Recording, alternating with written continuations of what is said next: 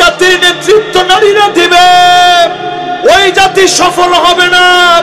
সফল হতে হলে পুরুষদের নেতৃত্ব লাগবে, ঠিক কিনা বলেন?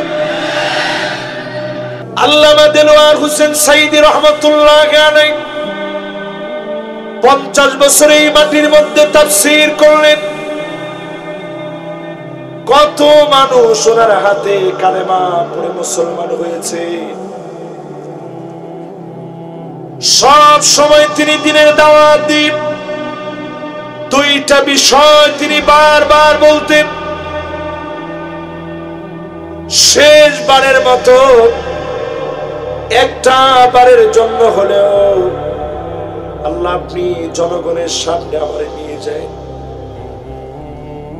আপনার ঘরটার সামনে আমারে বসায় দিন। বারবার আল্লাহ রাব্বুল আলামিনের কাছে দোয়া করেছেন।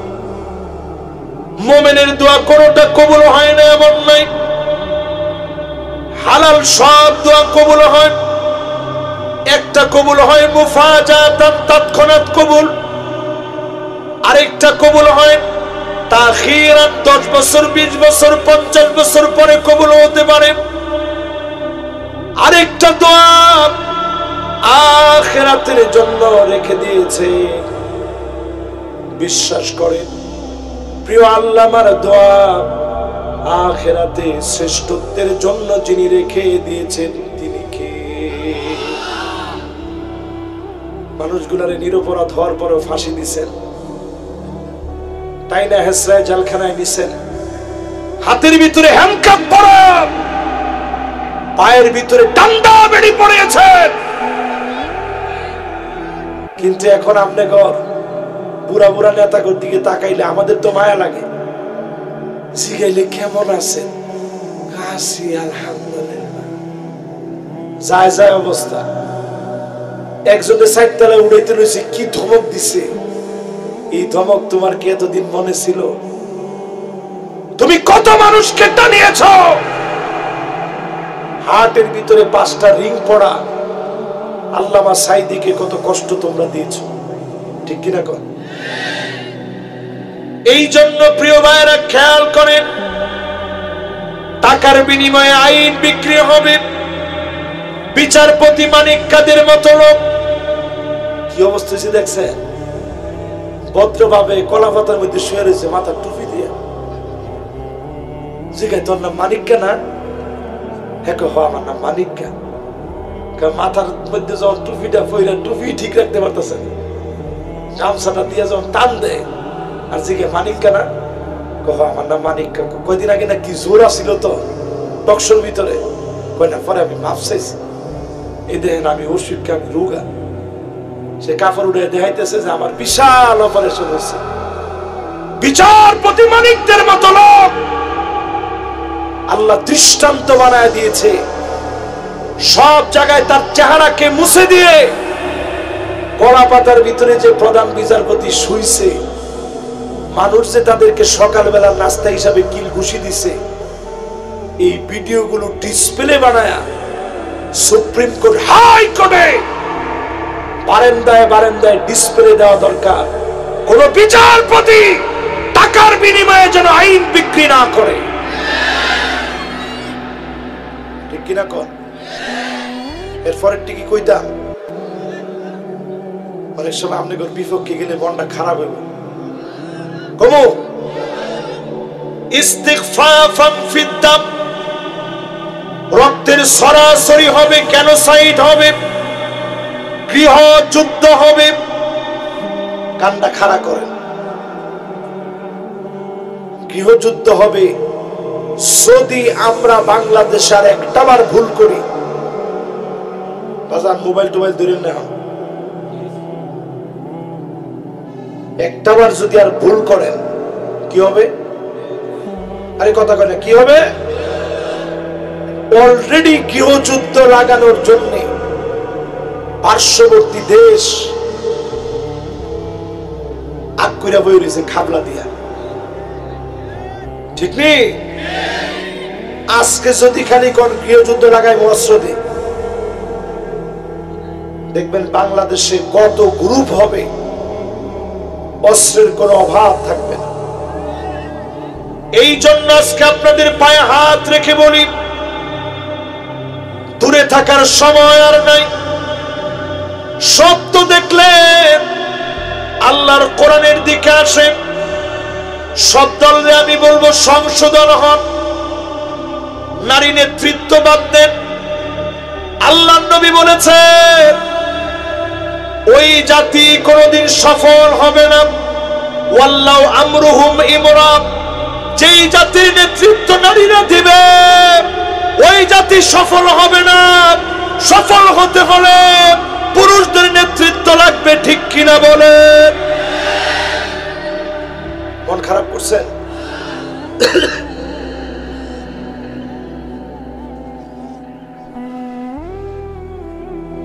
মন খারাপ হয় নাই তো আপনাদের? নেতৃত্ব বোঝার চেষ্টা করেন। ঘরের ভিতরে বেডেনদের কথা আপনারা উঠেন বসেন, ঠিক আছে। আতা আর রাজুলু ইমরাআতাহু, এটা শাস্তি আসার অন্যতম কারণ মহিলাদের কথায় উঠা বসা। সারা বাংলাদেশে থাকলেও টাঙ্গাইলের লোকেরা মহিলাদের কথায় উঠে বসে না। কি কর আবার কয় ঠিক বলে ফিডের আড্ডি থাকবো আমনে গো, কয় ঠিক। আচ্ছা বাদ দিয়া খালি দেখেন মহিলা কবে ঠিক না কইছস তুই, তো সাহস তো কত বড় আছে একটু দেখবো। আমার কথায় উঠতি না, উঠবি কার কথায়? একটু চিন্তা করে দেখেন, 30 বছর আগেও মহিলারা স্বামীর সামনে কথা বলতে গেলে মাথাটা নিচের দিকে দিয়ে রাখতো, আর এখন কাঠটা ফুলায় কথা কয়, ঠিক নেই? কিছু একটা কিনা নিছেন, দেখা মাত্র কই কি আনলা, এটা কোনো কালার হইল? কিছু একটু চাইছেন যে একটু পানি দিয়েছেন, এমন একটা বেংসি মারছে পানি দিয়ে আপনার আর ভাও না না, আপনি কইছেন না দুষ্টামি করছে, আমার পিপাসাই লাগছে না। প্রত্যেক দিন মহিলাদের কাছ থেকে শুনতে হয় আমি দেখে তোমার ঘর করে খায়া গেলাম। ফিরছে কইছে হ, কেমনে বুঝছো? হ্যাঁ সত্য কথা কই দিত হুজুর, শুনছি যে লিখে। তাহলে এবার একটু চিন্তা করেন মুসলমান, কোন অবস্থায় আমাদের সমাজটা গেছে। এরপরে দেখবেন না না সব আমার নামে লিখে দাও, তোমার মা বাপের নামে একটা কিচ্ছু দিও না। এই ভুলটা সবচেয়ে বেশি করে প্রবাসীরা। একটু জোরে কম। দূরে থাকে স্ত্রীরে খুশি রাখার লেগা কি দিতাম তোমার লেগা, খেতটা আমার নামে দাও। ঠিক আছে খেত কইল যারা যদি তুমি কো বুনা করে ফাটাইতে, লবণ বেশি দিয়ে তোমার লেগা বুনা করে ফাটাইতে রাজি। আর তুমি কি কও যে খেত দিতাম, নাও খেত নাও। খেত খোলা সব দিছে, কিছুদিন পরে প্রবাসীর আমল নামে আর কিছু নাই, সব বেডির নামে। বেডি লয়ে আরেকজনে লয়ে গেছে। আরে কথা কয় না। এরপরে অনেক সময় প্রবাসী দিছে বাপের নামে। বাপ কি করছে?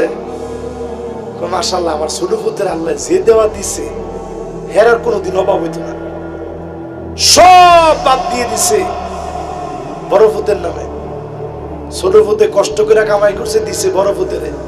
আমনে জালেম, কদরের রাত্রি তো আপনার মাফ নাই। আরে কথা কয় না। কি আশ্চর্য কথা। এই সমাজের ভিতরে প্রবাসীরা কত বঞ্চিত আপনারা জানেন? আমি 5 বছর প্রবাসী ছিলাম, এরকম বহু ঈদ গেছে, বালিশ ভিজে গেছে কাঁদতে কাঁদতে। মা বাপের কথা মনে পড়ে গেছে যে আরে মারে দেখলাম না, বাপ কত দূরে, ছোট ভাই কত দূরে, বোন কত দূরে, বাগনিরা কত দূরে, বাইকনা কত দূরে, কিচ্ছু খাই নাই। মা যখন ফোন দিয়ে জিগাইছে বাজান সেমাই টেমাই খাইছো, মিশা কথাও কই নাই, হাসা কথাও কই নাই, কইছে আম্মা খাইছে। পানি তো খাইছে, খাইছে না? প্রবাসীর জীবনটা এরকম। পড়াশোনা করতে আমার 5 বছর গেছে প্রবাসী। এজন্য বলি প্রবাসীরা নিজের জন্য কিছু করবেন, মা বাপের জন্য করবেন, এহসান হিসেবে ফিডব্যাক আশা করবেন না। আত্মীয় স্বজনের জন্য করবেন, ফিডব্যাক আশা করবেন না।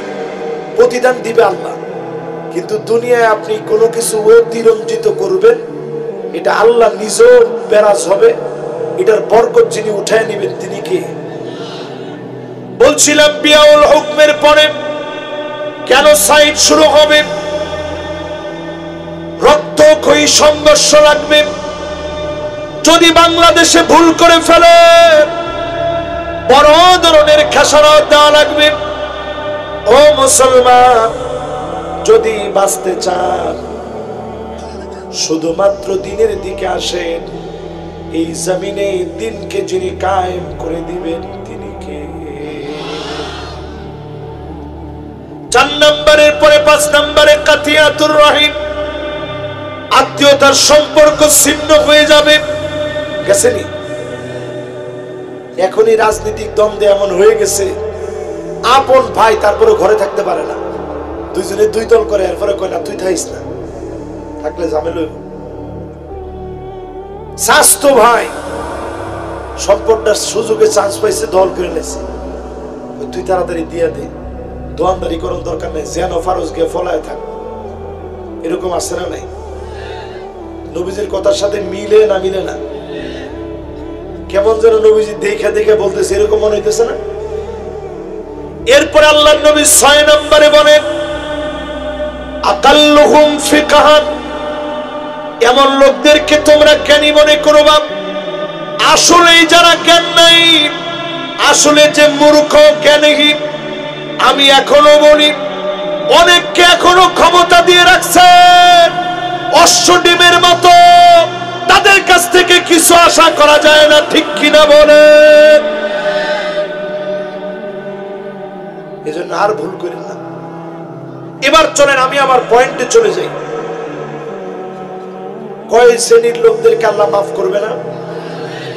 1 নাম্বার, জোরে কোন 1 নাম্বার। 2 নাম্বার কি? 2 নাম্বার কি? হিংসুকের পরেরটা জানি কি? জালেমের পরে আল্লাহ যারে মাফ করবে না।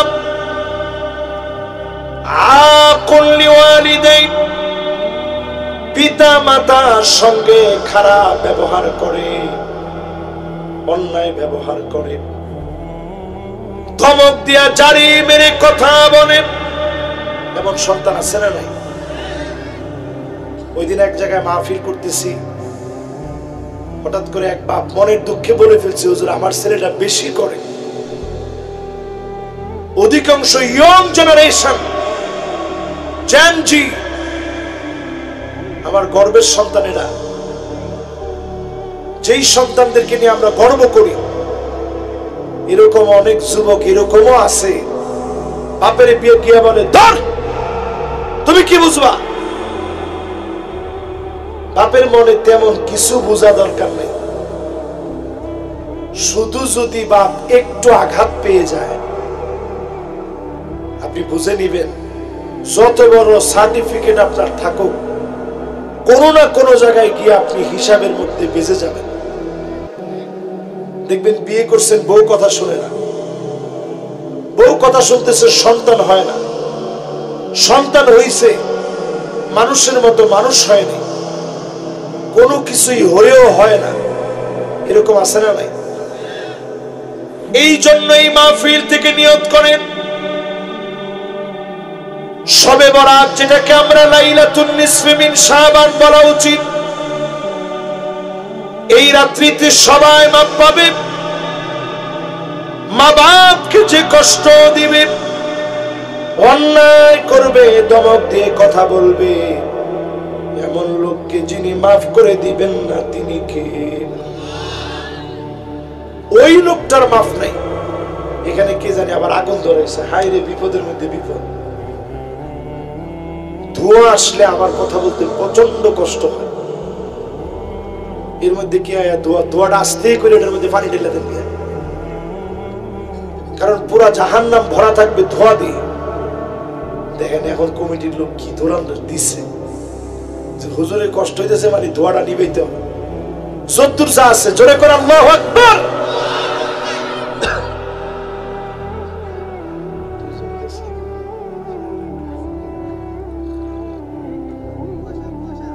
ঠিক আছে ঠিক আছে, না না না কুয়াশা না, এক জায়গায় যে কোনো একটা জায়গার মধ্যে ছোট্ট একটা আগুন জ্বালাইছে, কিছু নাই তো। চটফুটির দোয়া নিয়ে 8টা, আপনি 10টা চটফুটির দোয়া নেন, ঠিক আছে যদ্দূর ঠিক থাকে জোরে কম তো একটু আল্লাহু আকবার। মাশাআল্লাহ, মনোযোগ আছে তো আপনাদের ইনশাআল্লাহ। তাহলে 1 নাম্বারটা কি বলছিলাম, খেয়াল আছে? 2 নাম্বার মাশাআল্লাহ, 3 নাম্বার, 4 নাম্বার পিতামাতার সঙ্গে যারা বেয়াদবি করবে, মনের ভিতরে কষ্ট দিয়ে ফেলবে, অন্যায় করে ফেলবে, সব থাকবে জীবনে। কোন না কোন জায়গায় গিয়ে যিনি ধরা খাওয়ায় দিবেন তিনি কে? এতটুকুন বড় আল্লাহ আমারে বানিয়েছে, এই চেয়ারে তো বসতে পারছি। আল্লাহর কসম করে বলি, এখনো ঘর থেকে বের হওয়ার সময় আমি 2-3 বার মায়ের কাছে ঘুরে ঘুরে যাই। একটা ছোট মুরগির বাচ্চা যেমন টেউ টেউ টেউ টেউ করে, চেউ চেউ করতে দেখছেন না, এরকম আমি ঘুরে ঘুরে গিয়ে মারে বলে আম্মা দোয়া করে, ঘুরে ঘুরে বলে আব্বা দোয়া করে। আমার ছেলেটা এটা দেখা এখন ঘুরে ঘুরে আইসা ও আমার কাছে বলে আব্বা দোয়া করে। আমি মনে মনে চিন্তা করি, জীবনে আল্লাহ যদ্দূর দিছে, অন্য কোনো কিছু আমার জীবনে আমি তেমন কিছু খুঁজে পাই না। আমার মনে হয় যা আমি পেয়েছি মালিক আমারে দিছে মা বাবার দোয়ার কারণে। জোরে করা আল্লাহু আকবার। এই যে এখানে আমি আজকে যাদের বাড়িতে মেহমান হলাম, প্রথমে গেলাম ইউরোপ প্রবাসী এক ভাইয়ের বাসায়, অনেক গর্ব করলাম। বলতেছিল হুজুর আমার আব্বা ছোটবেলায় বাপ মারা গেছে, আমার দাদি তিল তিল করে আমার আব্বারে বড় বানাইছে, আমার চাচারে বড় করছে। অথচ আমরা এমন হয়ে গেছি এখন টাঙ্গাইলবাসী, মাকে গোয়াল ঘরের ভিতরে পাওয়া যায়, কনকনে শীতের ভিতরে মা কাঁদতেছে, বিল্ডিং বাড়ির ভিতরে বউকে নিয়ে ঘুমায় আছে, আরামের ঘুম ঘুমাইতেছে। একটা বার কি আপনি মনে করেন নাই ছোট্ট পেটের ভিতরে মা আপনাকে কত সুন্দর করে জায়গা দিয়েছে, উঠতে বসতে কত কষ্ট পেয়েছে আপনারে বসতে দেয়। আপনার নড়াচড়া মা ব্যথা পেল, মায়ের কাছে ভালোবাসার অনুভব হতো। যেই মা এত আদর করলেন, যেই বাপ আপনার জন্য মাঠে মাটি কেটে ঠেলা চালায়া ব্যান চালায়া কষ্ট করেছে, এমন মা বাপ যদি বেজার হয়ে যায়, শবে বরাত পাবেন, লাইলাতুন নিসফি মিন শাবান পাবেন, কদরের রাত পাবেন, আজকের রাতও আপনি পাবেন, তাহাজ্জুদ পড়লেও পড়বেন, যিনি মাফ করে দিবেন না তিনি কে? যাদের মা বাপ জীবিত আছে মাফ চেয়ে নেন, ভুল হয়ে গেছে মা, ভুল হয়ে গেছে আব্বা, ক্ষমা চেয়ে নেন মা বাপের কাছে, হাত ধরে মাফ চান। চাকরি হয় না, মা বাপকে বলেন কেন আপনারা মনে হয় দোয়া করেন নাই, আমারে মাফ করে দেন। পড়াশোনা করতেছে, প্রতিনিয়ত মা বাবার কাছ থেকে দোয়া নেন, যিনি সেরাদের সেরা বানায় দিবেন তিনি কে? 4 নাম্বার শেষ। বাকি আছে কয় নাম্বার? 5ম নাম্বারে গুরুত্বপূর্ণ বিষয়, আল্লাহ কারে মাফ করবে না? ওই লোকের আল্লাহ মাফ করে না সেই লোকটা দুনিয়ার জীবনে মুদমিনুল খামর, প্রতিনিয়ত মদের সাথে লেগে আছে, জোয়ার সাথে লেগে আছে। যেই লোকটা জেনা করে, মদ খায়, পাপিষ্ঠ হয়, ইয়াবা খায়, ফেন্সিডিল খায়, হেরোইন খায়, প্যাথিডিন খায়, এমন লোক আছে না নাই? আমাদের পার্শ্ববর্তী দেশ, পেঁয়াজ না দিলে কি হবে, আলু না দিলে কি হবে, তারা কিন্তু ইয়াবাটা দিতে দেরি করে না। সমস্ত নেশা শুরু হয় সিগারেট দিয়ে।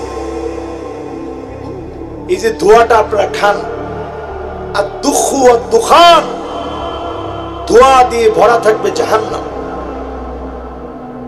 3 সপ্তাহ সময় লাগবে না আমার সঙ্গে। আজকে আমি যা বলবো, যদি এটা নিয়মটা পালন করেন, একটা একটা আম পাতা নিবেন, জোরে কোন কি নিবেন? একটা একটা করে আম পাতা নিবেন, ছিঁড়ে ছিঁড়ে একটা একটা করে আম পাতা নিয়ে, দেশে কোনো আম পাতার অভাব নেই, একটু খেয়ে দেখেন, ডায়াবেটিস নিয়ন্ত্রণে থাকবে, কোলেস্টেরল কমে যাবে, কিডনিটা একেবারে ক্লিয়ার থাকবে, কোষ্ঠকাঠিন্য থেকে আপনি বাঁচবেন, রক্ত আমাশা থেকে আল্লাহ আপনাদের সুস্থ রাখবে, দাঁতগুলো ভালো থাকবে, যে একজনের ঠিকই আছে। এরা আগের দিনের মানুষ, এরা ঠিকই কিন্তু আম পাতা নিয়ে চাবাইছে, আম পাতা দিয়ে মেসওয়াক করছে, মাজন বানায় আম পাতা দিয়ে দাঁতের, যারা সেই সময় দাঁত মারছেন তাদের দাঁতগুলো সুস্থ আছে। এই আম পাতাটা ব্যবহার করেন, কয়েকদিন খান, দেখবেন 1 সপ্তাহের ভিতরে সিগারেটের নেশা পানি হয়ে গেছে। 2য় সপ্তাহে আপনার কাছে মনে হবে যে এইরকম একটা ফালতু জিনিস খাইলাম কেমন, দাঁত দুটো তো মুছা হয়ে গেছে, মারি দিয়ে টিপ দিলে রক্ত পড়ছে, কি দুর্গন্ধ তো আছে, এরকম সিগারেটটা খাইছি কেমনে? সিগারেট খোর কোন ব্যক্তির সাথে মুসাফা করলে আমার হাতে বলে যে অন্তত কয়েক তোলা আতর এখন ব্যবহার করা দরকার। এই দেখেন আমার পকেটের ভিতরে আমি ভেরি এক্সপেন্সিভ আতর, এটা এই আতরটা কাবার গিলাফে লাগানো হয়, হয় আমাদের দেশের সিলেটে, এটার নাম দেহিনুল উদ। নবীজি বলছে দেহেন যদি তোমাকে কেউ দেয়, নবীজি বলছে সালাসুন লা তুরাদ, 3 জিনিস তোমরা ফিরায় দিও না। কয় জিনিস? মনোযোগ আছে সবার? আমি মনে করছিলাম আপনারা ওয়াজ থুইয়া মনে সবাই উঠে চলে যাবে। সুবহানাল্লাহ, না এত লম্বা করার সুযোগ নেই, কারণ এটা আমাদের আজকে সম্ভব না। ও ঠিক আছে, ইনশাআল্লাহ যতদূর পারি। আপনারা আছেন তো ইনশাআল্লাহ? তো নবীজি বলছে 3 জিনিস কেউ দিলে ফিরায় দিও না। কয় জিনিস? একটা হচ্ছে সকাল বেলায় যদি আপনারা কেউ নাস্তা দেয়, তবে নাস্তাটা ফিরায় দিয়েন না, অহংকার করে কইেন না দশ রাখেন, নাস্তা খাওয়াই দিয়েছে, আকল বুদ্ধি নেবে, এরকম অহংকারী লোক আছে না নাই? একটা খেজুরও যদি কেউ দেয় আপনি খান। নবীজির জীবনে এরকম অনেক দিন গেছে, ঘরের মধ্যে সকালবেলা এসে বলছে কিছু কি আছে? আম্মা জানরা বলছে নবী কিছুই নাই। আমার নবী কষ্ট বড় বুকে একটা বারের জন্য কোনো কষ্ট নেন নাই। নবীজি বলে ফেলছে যাও, ইন্নী সুমতুল ইয়াউম, আজকে আমি রোজাদার। আল্লাহু আকবার। সেহরি করেন নাই, এক ঢোক পানি খান নাই,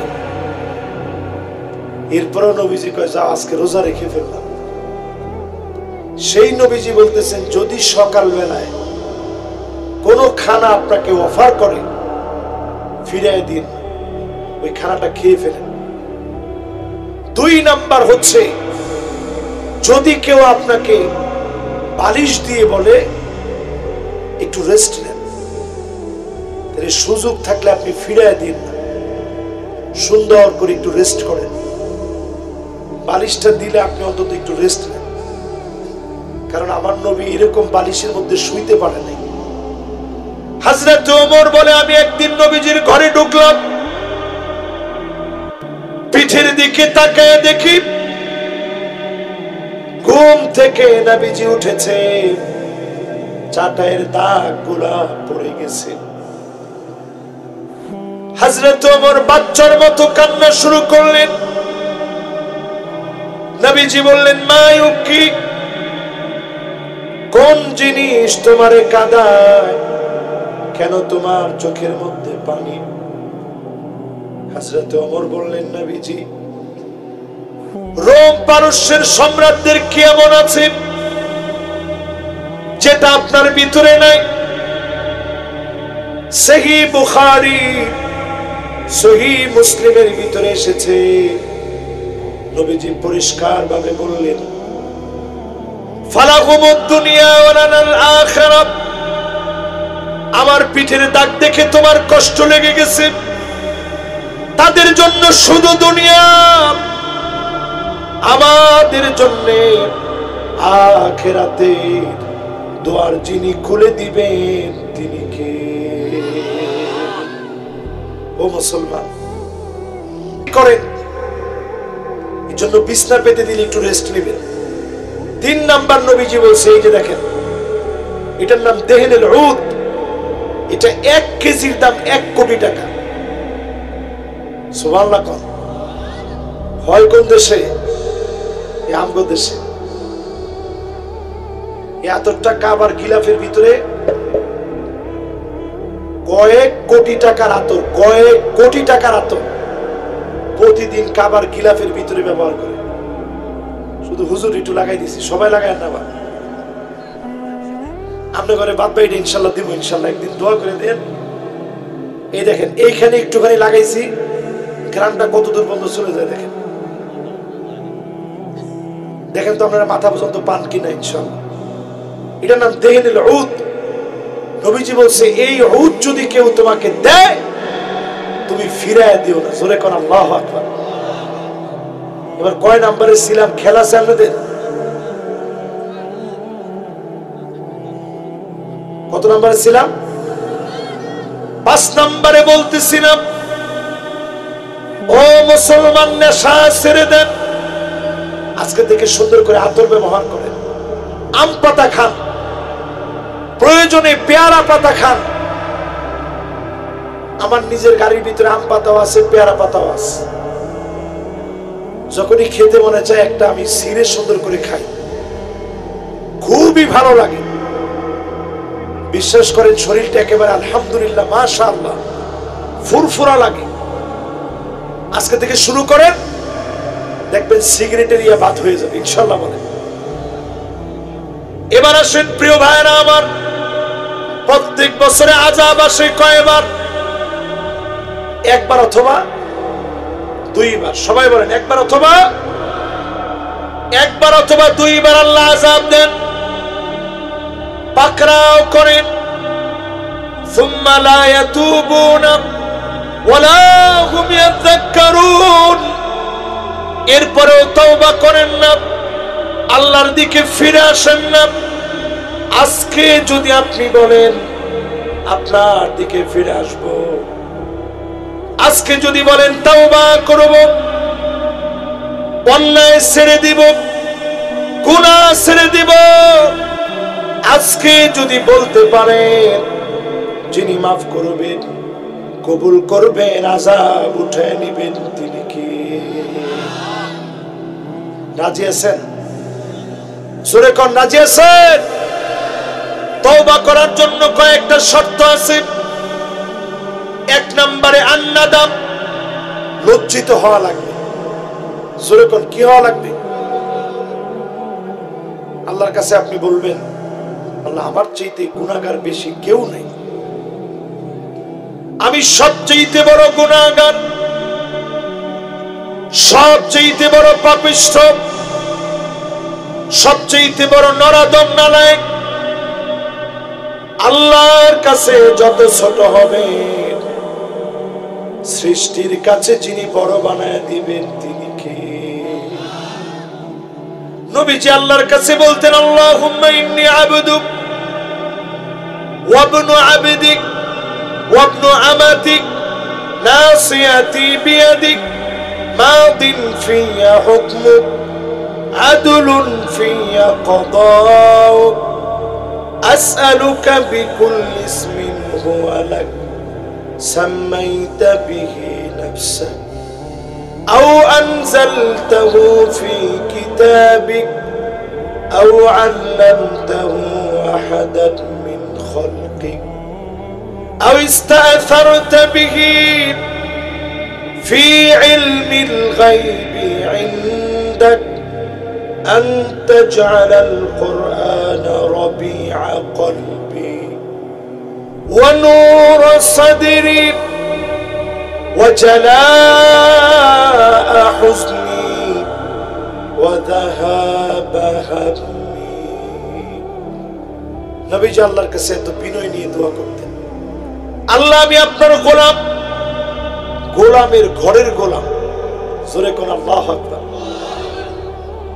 নবীজি আল্লাহর কাছে এই দোয়া করে, আল্লাহ আমি আপনার গোলাম, গোলামের ঘরের কথা কয় না।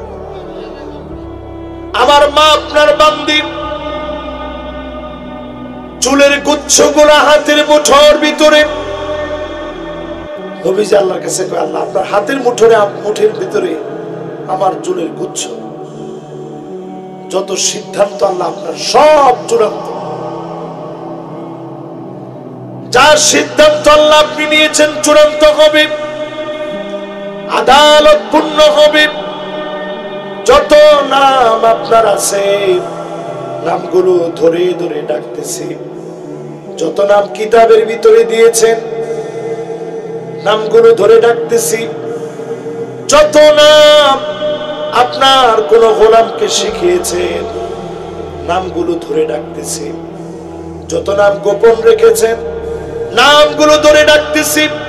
আনতা জালাল কুরআন রাবিয়া কলবি, এই কোরআনকে হৃদয়ের বসন্ত বানায় দেন।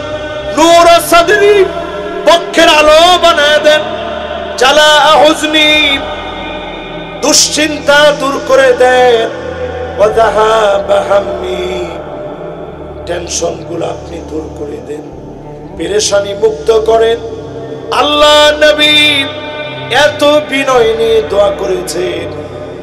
নবীদের সেরা নবী, শ্রেষ্ঠ নবী হিসাবে যিনি কবুল করেছেন তিনি কে? এই মাহফিলের ভিতরে শেষ কথায় বলি, প্রত্যেক বছরে 2 বার করে অথবা 1 বার করে আযাব আসবে। বাংলাদেশের জন্য বড় বড় আযাব অপেক্ষা আছে। ভূতত্ত্ববিদদের ধারণা, ভারতের টেকটনিক প্লেটটা 2টা ভাগ হয়ে গেছে, ক্রমশ এরকম ভাগ হচ্ছে। বিরাট ধরনের একটা ভূমিকম্প হতে পারে। যে ভারত আমাদেরকে বলতেছে, এক ভাই অলরেডি প্রশ্ন করছে, হুজুর গজওয়ে হিন্দ সম্পর্কে কিছু বলবেন?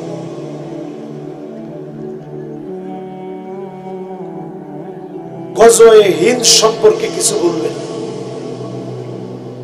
এটা সম্পর্কে কিছু বলাই উচিত। আপনারা দেখতেছেন অলরেডি ভারত বলতেছে বাংলাদেশ দখল করতে সময় লাগবে কয় মিনিট। আরে কথা কয় না। লোকটা সাক্ষাৎকার দিয়ে পরে ঠিকই বলছে, আমরা কিন্তু যুদ্ধ করতে চাই না। আমরাও পরিষ্কার ভাবে বলতে চাই, যে যুদ্ধ আপনারা বাধাতে চান, এই যুদ্ধের নাম গজওয়াতে হিন্দ, গজওয়াতু হিন্দ।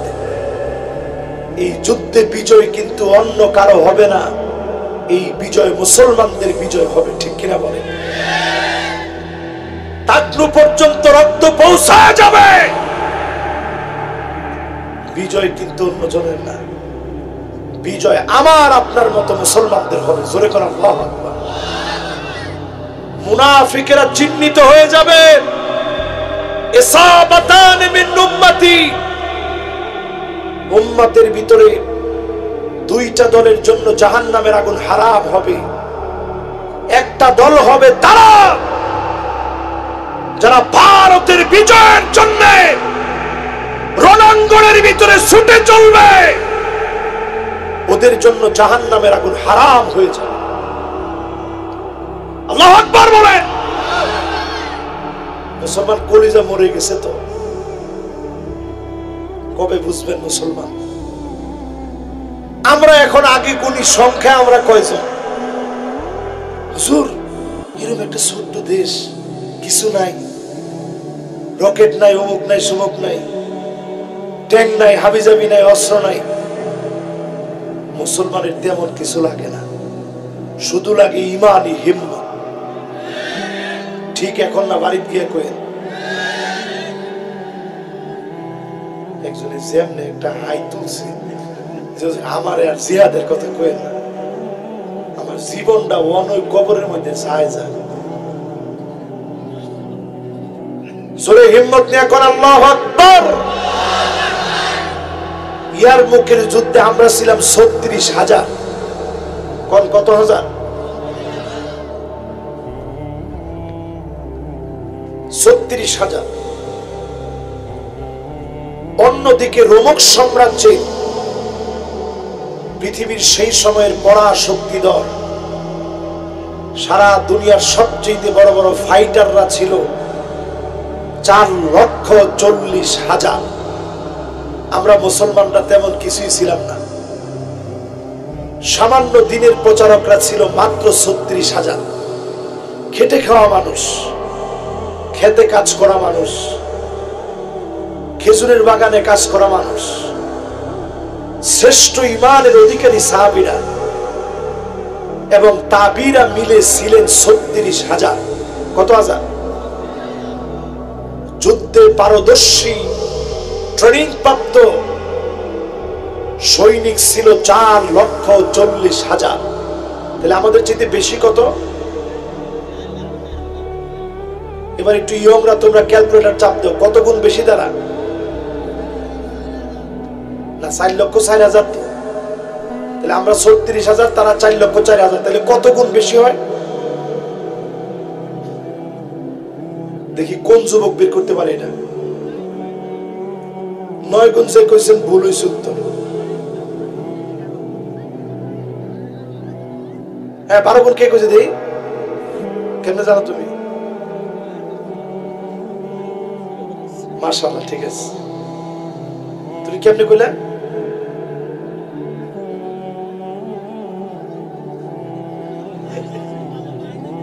অঙ্ক ভালো বেড়ে তুমি ১২ গুণ কইছো না? মাশাআল্লাহ মাশাআল্লাহ, ঠিক আছে। এর মাথাটা নিউটনের মতো তো হইতে পারে, ঠিক না? আমরা ছোটকালে আবার কইন না যে হ্যাঁ আরেকজনটা শূন্য কইছে, সে যে কোনো একটা ভাবে বলছে তো। কত গুণ? তাহলে চিন্তা করে মুসলমানরা শুধু একটা চিঠি লিখছে, এত কথা কইছে না। আমরা তো ওয়াজ বেশি, আমল কম। ছোট্ট একটা চিঠি লিখছে, আসলাম তাসলাম, ইসলাম গ্রহণ করো শান্তি পাইবা। যদি ইসলামের দিকে না আসো, আমরা মুসলমানরা কিন্তু যুদ্ধ টুদ্ধ বিশ্বাস করি না, আমরা কোথাও যুদ্ধ করতে যাই না। আমরা মুসলমানরা ইয়ারমুকে আসতেছি শুধুমাত্র জিহাদ করার জন্য। জিহাদ অর্থ হলো আমরা শুধু মরব না, আমরা আগে মারব, তারপরে রণাঙ্গনে মরব, শহীদ হয়ে যাব, একজনও ফিরে আসবো না।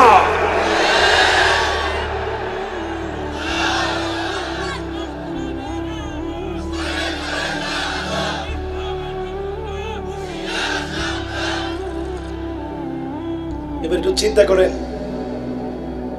শুধুমাত্র মুসলমানের সৈন্য ছিল কত?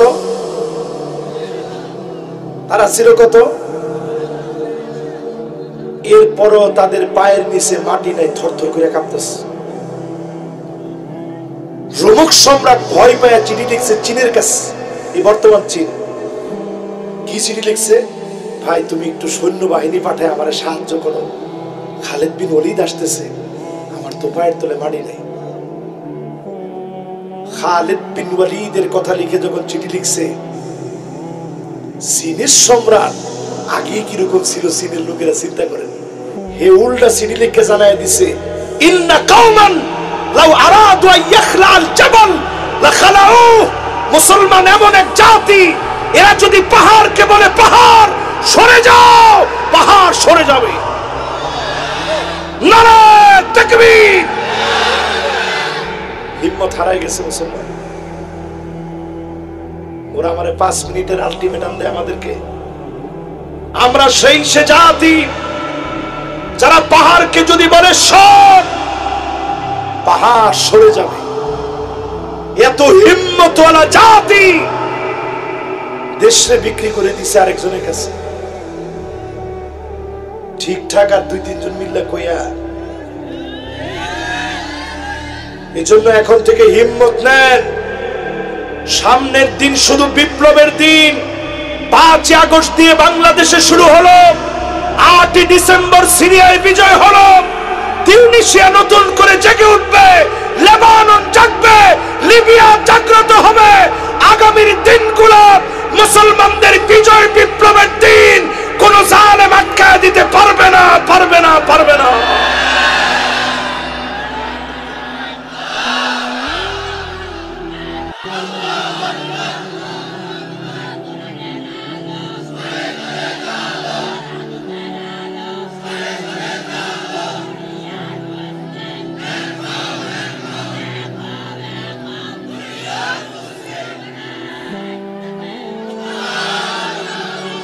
আমাদের সবচেয়ে বড় সমস্যা কোন জায়গায় জানেন?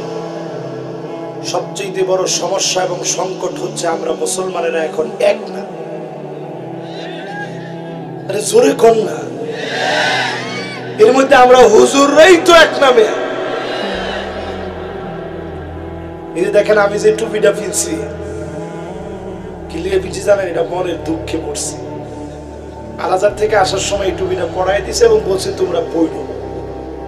বাংলাদেশে যখন প্রথম আইলাম, আমি দেখি টুপি নিয়েও বাংলাদেশে মারামারি শেষ নেই।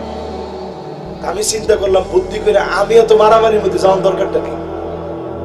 আমি এমন এক টুপি পরবো যেটার ভিতরে কোনো দলের নাম লেখা নাই। আরে কথা কয় না। কিন্তু আপনি টুপিটা খেয়াল করছেন? এই টুপিটা কি টুপি আপনি জানেন? এই যেটা কিন্তু পাগড়ি। কোন মাহফিলে এটা আমি ওরকম বলি না, আজকে একটু বলি। এই যেটা কিন্তু পাগড়ি, দেখছেন? নবীজির টুপির ভিতরে পাগড়ি সাথে থাকতো। এই দেখেন পাগড়ি, এটা হচ্ছে টুপি। এখানে একটা কালো দেওয়া কেন জানেন? মিশরের পতাকার ভিতরে 3টা কালার। মিশরের সব আলেমরা মনে করে যে আলেমরা সবচেয়ে বেশি দেশপ্রেমী, সুন্নতের সাথে, এই জন্য তারা দেশের পতাকাটাকে বহন করে। জোরে কোন আল্লাহু আকবার। বাংলাদেশের আলেমরা দেশপ্রেমিক কিনা? ওমা 2 জনে কইছে। সবাই কোন বুঝবেন করোনার মতো আরেকটা ভাইরাস আসতেছে খুব রিসেন্ট। আপনাদের নেতারা তখন মাস্ক পিন্দা যার যার মতো দৌড়ের উপরে থাকবে, কিন্তু ওই যে ইমামের বেতন দেন নাই ঠিকঠাক মতো, ওই ইমাম আপনার বাড়িতে গিয়ে আপনার খোঁজ খবর নিবে। আরে কথা কয় না। এরপর টুপিটার কথা শেষ করি নাই। ভিতরের দিকে দেখেন পুরাটা চামড়া, দেখছেন? এইখানে এরকম কালার কেন? নেপোলিয়ান যখন মিশরে হামলা চালাইছিল, আল আজহার বিশ্ববিদ্যালয় সহ মিশর ধ্বংস করবে খ্রিস্টান নেপোলিয়ান, তখন আল আজহারের উস্তাদরা ঝাঁপিয়ে পড়েছিল সেই জিহাদের ভিতরে। নিজেদের প্রতিষ্ঠান সহ দেশ রক্ষা করেছে আলেমেরা। এই জন্য তাকায় দেখেন 5 আগস্টে বহু আলেম ঝাঁপিয়ে পড়েছে, অনেক মাদ্রাসার তালেবে ইলমরা শহীদ হয়েছে। এই ইতিহাসগুলো এখনো বাদ দেওয়া হয়েছে। আরে কি না বেড়া, নতুন করে ইতিহাস লিখতেছে, ইতিহাস বাদ দিয়ে দিয়েছে। মাদ্রাসার হুজুরদের কোনো নাম নাই, অথচ যাত্রাবাড়ি থানার সামনে অসংখ্য মাদ্রাসার ছাত্র পড়েছিল। ঠিক কালকে গিয়ে বাড়িতে গিয়ে কয়ে, এই যে লালটা কি লিগে আছে জানেন? মুসলমানের রক্ত লাল, এই রক্ত মুসলমান কোনোদিন ভুলে যাবে না। এটা দেখেন লাল না, কিন্তু এটা খয়েরি কালার। রক্ত বের হওয়ার পরে তার লাল থাকে না, কি হয়? মুসলমানের রক্ত যদি কেউ প্রবাহিত করে, মুসলমান লোহার বোট মুসলমানদেরকে দাঁত দিয়ে চাবাইতে পারে, এমন বিষাক্ত কোন দাঁত দুনিয়ার ভিতরে তৈরি হয় না। এজন্য গজওয়ে হিন্দ সম্পর্কে পরিষ্কার কথা, অল্প কিছু মানুষকে আল্লাহ বিজয় দিবে, কিছু লোক ভয়ে চলে আসবে যে হায় হায় হায়, রক্ত টাকনু পর্যন্ত পৌঁছায় গেছে, মুনাফিকরা সব শেষ। এরপরে যখন কিছু মুমিনরা ময়দানে থাকবে, এদেরকে দিয়ে আল্লাহ বিজয় দিবে। জোরে করে আল্লাহু আকবার। এই মাহফিলে যারা বসছেন, আগামী দিনে বিজয়ের জন্য প্রস্তুত আছেন তো ইনশাআল্লাহ? এবার আসেন, আরেকজন প্রশ্ন করছে, অনেকগুলা প্রশ্ন, সবগুলো তার উত্তর এখন আর দিতে পারবো না। এর মধ্যে একজন বলছে যে হুজুর পর্দার বিষয়ে কিছু বললেন, মহিলাদের সম্পর্কে দোষী বলছি, কিন্তু মহিলাদের যে বিষয়গুলো আপনাদের কাছ থেকে টাইনা হক আদায় করা দরকার, এগুলা বলি না। শেষ কথায় এখন আর একজনও উড়াউড়ি চিন্তা করেন না, একজনে উঠালেছে না না না, যদি বেশি সমস্যা হয় তাহলে আবার এনে আবার ঝামেলা হইলে বিপদ। যদি সমস্যা না হয় তাহলে বসবে। এবার শেষ কথায় আসি, ঘরের ভিতরে গিয়া ঝাড়ু দিবেন, কি দিবেন দেননি জীবনে? একজনে কইছে দিছি, যে ফিচ্ছি ছাড়াই কইছে তুমি ঝাড়ু দরতার হবে না, দিছ? কে দেই দিছ আসলে? মাশাআল্লাহ, বস দেখছেন কি ছেলে, মাশাআল্লাহ, এরা যোগ্য বাচ্চা, মাশাআল্লাহ। আমি খুব খুশি হয়েছি আজকে ওর উপরে। না পোলাবান্ডে দিয়ে কাজকর্ম করাইবেন, আমার ছেলেরে দিয়ে হেরমায় সারাদিন কাম করায়। হ্যাঁ বাবা এটা আনো তো। আমার মাঝে মাঝে খুব খারাপ লাগে, আমি তো 2-3 দিন পরে পরে যাই, গিয়ে যখন দিই ফুলারে দিয়ে কামনি করাইতেছে, আমার খুব দিলের ভিতরে লাগে। এরা এত কামটা কি লিগে দেও না, ও কাজ করে বুঝো, মা বাবার প্রতি তার শ্রদ্ধাবোধ বাড়ো, আদব শিখো। এই জন্য যারা ঘর ঝাড়ু দিবেন মনে রাখবেন, ফাকান্নাসা রাসূলুল্লাহ, আমার নবী নিজে ঘর ঝাড়ু দিতেন। জোরে করে আল্লাহু আকবার। আর আপনি যদি ঘরটা খালি ঝাড়ু দেন, আপনার বই নিয়ে দেখলি করবো, তুই কবে থেকে এরকম বেটেন্টের অভ্যাস লইছ, তুই না বেডা।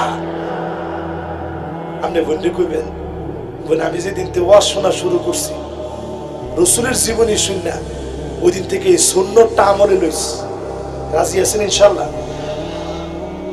স্ত্রীদের চোখের ভিতরে পানি দেখলেন, লগে লগে আপনারা কি কন? কানলে খবর আছে তো, কিছুলি কান্দস তুই। এই যে আপনি কথাটা কইলেন, জায়েজ আছে?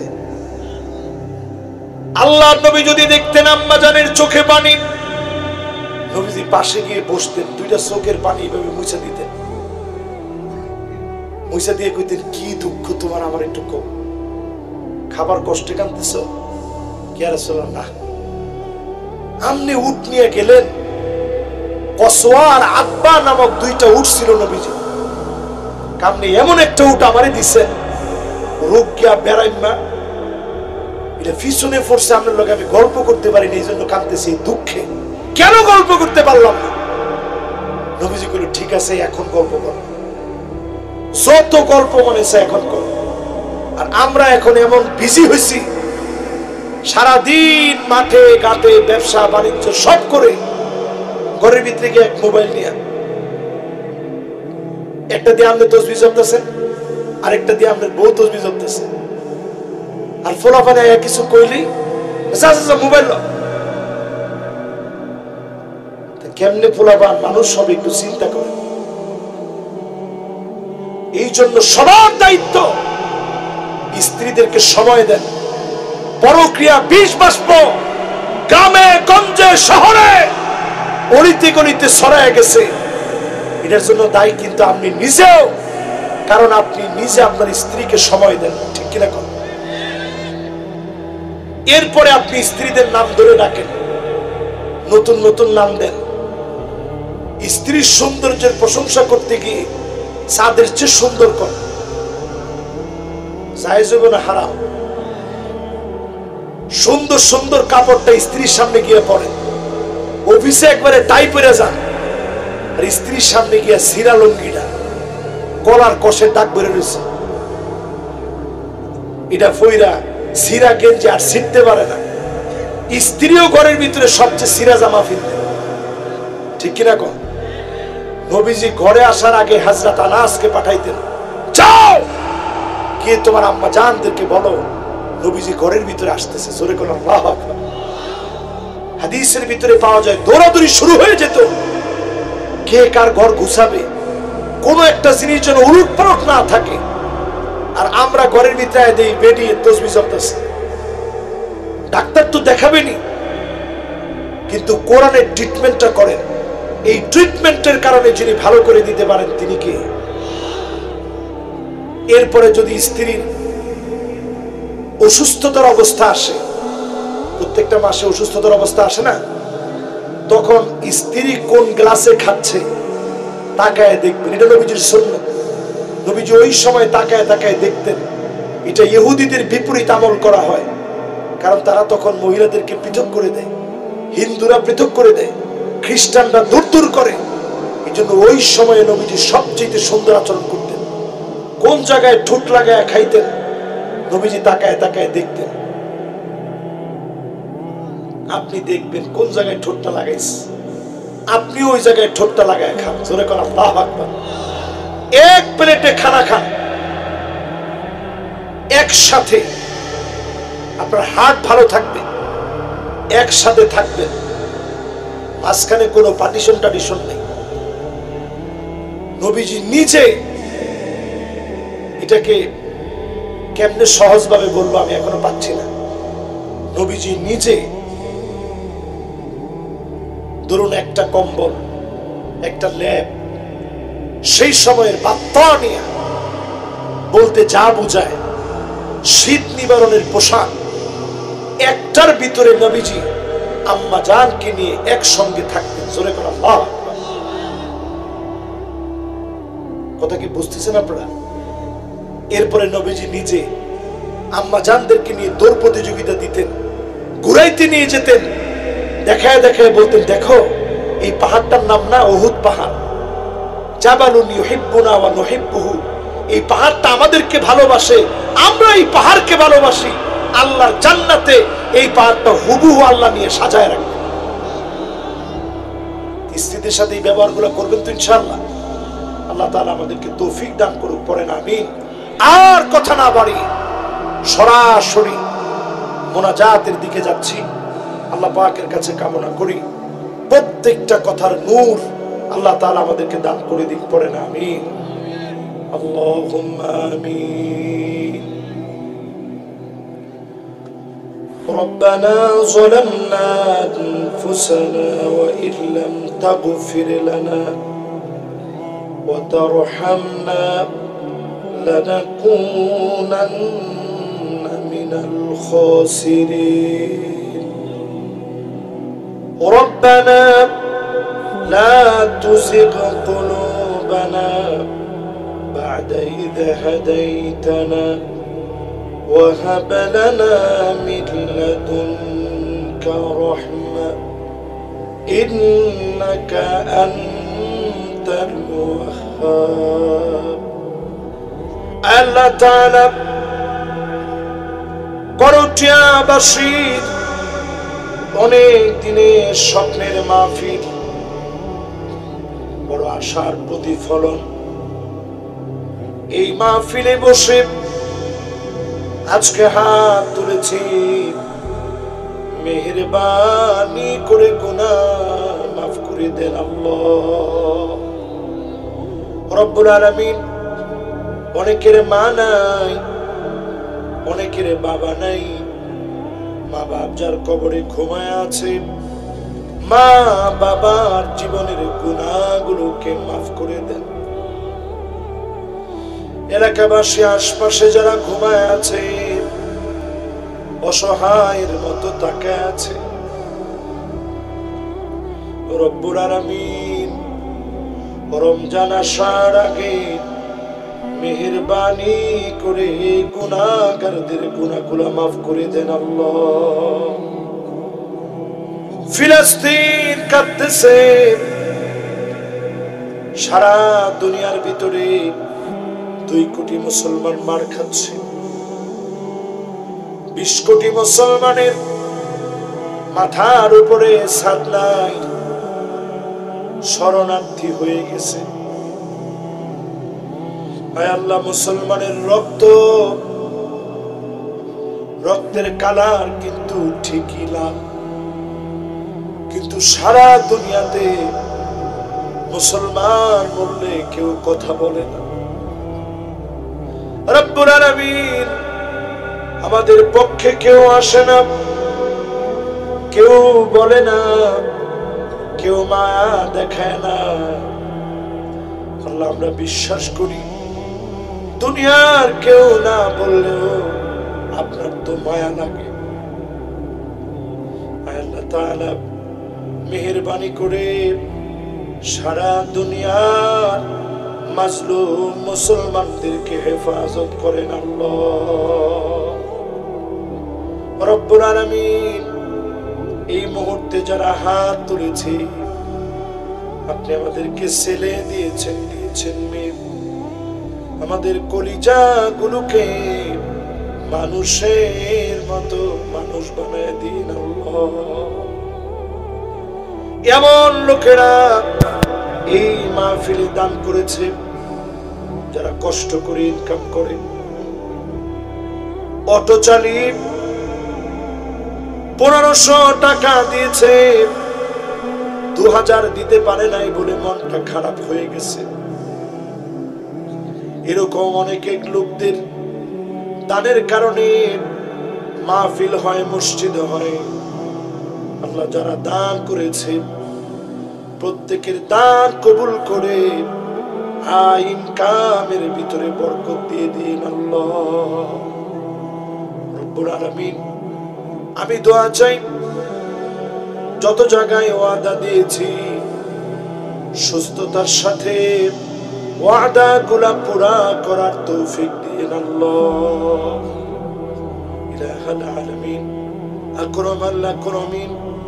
অনেক কিছু আপনি দেখিয়েছেন এই ক্ষুদ্র জীবনে। কোরআনের রাজ কায়েম হয়েছে, এমন একটা দৃশ্য আমাদেরকে দেখায় দিন আল্লাহ।